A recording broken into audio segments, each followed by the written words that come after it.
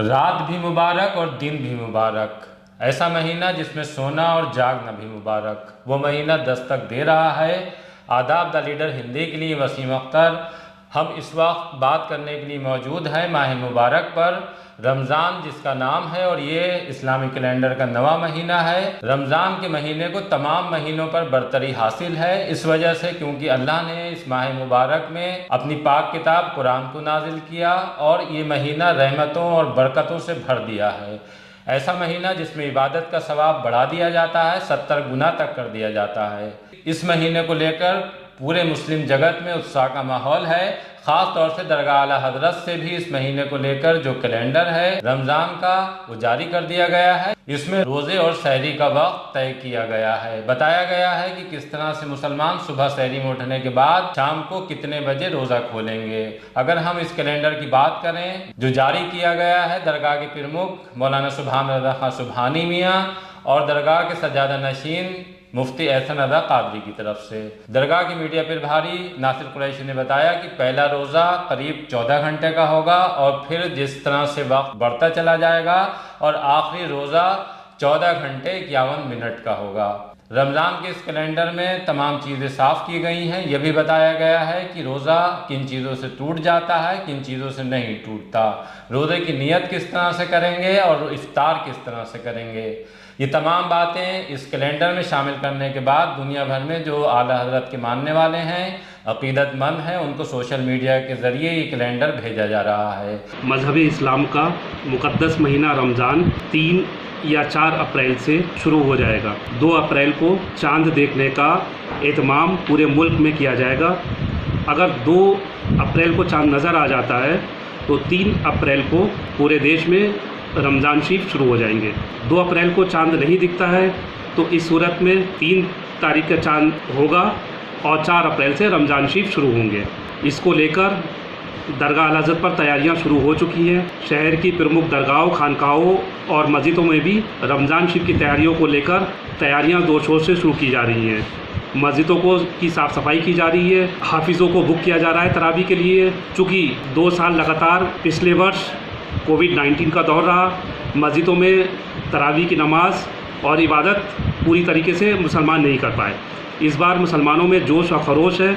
آج درگاہ اعلیٰ حضرت پر درگاہ پرمکھ حضرت مولانا محمد سبحان رضا خان سبحانی میاں صاحب اور سجادہ نشین مفتی احسن رضا خان قادری احسن میاں صاحب نے رمضان کا کیلنڈر جاری کر دیا ہے۔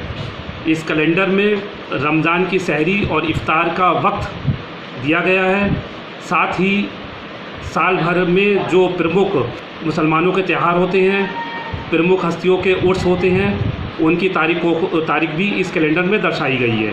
یہ کیلنڈر جو اعلیٰ حضرت کے عاشق ہیں، مرید ہیں، ان کو ساری دنیا میں ڈاک دوارا اور سوشل میڈیا دوارا بھیجا جا رہا ہے۔ اگر ماہ مبارک کی بات کریں تو اس مہینے کو 3 عشروں میں تقسیم کیا گیا ہے۔ اللہ کے رسول کا فرمان ہے کہ پہلا عشرہ رحمت والا ہے اس کا جو 10 دن کا ہوگا، اور دوسرے 10 دن مغفرت کے ہیں، اور آخر کے 10 دن جہنم سے آزادی کے ہیں۔ یہ وہ مہینہ ہے جس میں شیطان کو زنجیروں میں جکڑ دیا جاتا ہے۔ ایسی تمام حدیث ہیں جو رمضان کے بارے میں یہ بتاتی ہیں کہ اللہ نے اس مہینے کو کتنا مبارک رکھا ہے۔ ایک طرح سے دیکھا جائے تو اللہ کا یہ بہت بڑا انعام ہے اپنے بندوں کے لیے کہ اس نے ایسا مہینہ دیا جس کے رات بھی عبادت والے ہیں، دن بھی عبادت والے ہیں، یہاں تک کہ اس میں سونا جاگنا تک عبادت کا حصہ بنا دیا گیا ہے۔ اللہ کے رسول صلی اللہ علیہ وسلم کا فرمان ہے کہ اس ماہ مبارک میں اللہ اپنے بندوں کے بہت نزدیک ہوتا ہے، ان کی دعائیں قبول ہوتی ہیں۔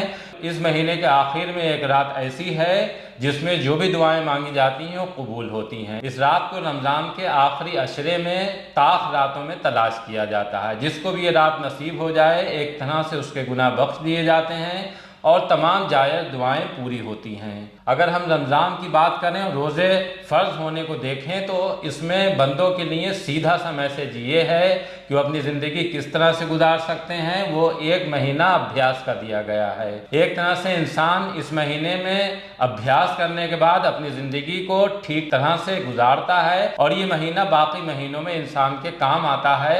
اس مہینے میں روزے فرض کیے جانے کے پیچھے اللہ کا جو مقصد ہے، جو اس کے رسول نے فرمایا ہے کہ یہ غریب کی بھوک اور پیاس بھی ہے، یعنی کہ جو بندہ اللہ کا اس ماہ مبارک میں روزے رکھتا ہے اس کو یہ اچھی طرح سے غریب کی بھوک اور پیاس کا احساس ہو جاتا ہے۔